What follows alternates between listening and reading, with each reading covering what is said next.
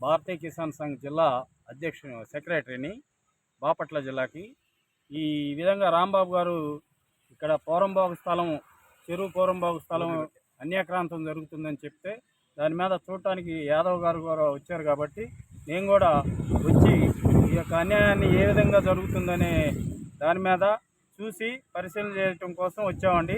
ఈ విధమైనటువంటి ముఖ్యమంత్రి కూడా ఒప్పుకోడండి. ఈ విధంగా అన్యాక్రాంతం జరుగుతుంది, తెలియకుండా జరుగుతుంది కాబట్టి ఇది ఆపాలని చంద్రబాబు నాయుడికి దయచేసి ఆపాలని మేము అనేక విధాలుగా కోరుకుంటూ ఈ విధమైన అన్యాక్రాంతాలు చేసేటువంటి దుర్మార్గులని జైలుకు పంపాలని కూడా మేము కోరుకుంటున్నామండి.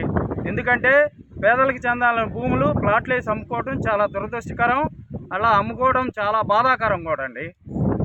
ఎక్కడో ఉన్నటువంటి పేదలకు ఇల్లు లేక బాధపడుతుంటే ఈ విధంగా ప్లాట్లు వేసి అమ్ముకోవటం అనేది చాలా బాధాకరం. అందువల్ల ఈ యొక్క అన్యాయాన్ని ఆపాల్సిందిగా కోరుచు కలెక్టర్ వారి దృష్టికి, ఎంఆర్ఓ దృష్టికి కూడా తీసుకొచ్చామండి.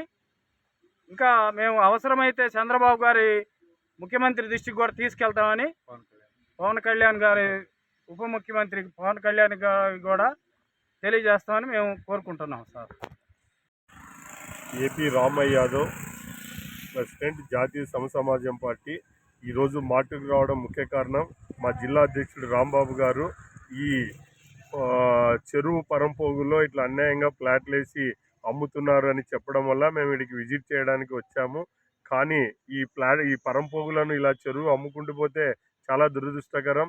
చంద్రబాబు నాయుడు గారు కానీ ఉమ్మడి మన కూటమి ప్రభుత్వము కలిసి ఇలాంటి అన్యాయాలను ఎదుర్కోలేకపోవడం అది కూడా జగన్ చేసే పనే వీళ్ళు చేస్తే ఎక్కడ. అందులో ఈ పరుచూరు కాన్స్టిట్యున్సీలో దగ్గుబాటి వెంకటేశ్వరరావు గారు ఒక 6 మాటలు చాలా నీతిగా నిజాయితీగా కూడా పనిచేయడం జరిగింది.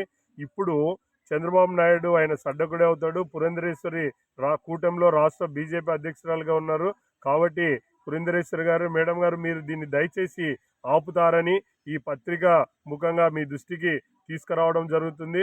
ఎందుకంటే ఇలాంటివి అన్యాక్రాంతం అయిపోతే బీద వాళ్ళకు రేపు మనం పట్టాలు ఇవ్వడానికి కూడా వీలు కుదరదు.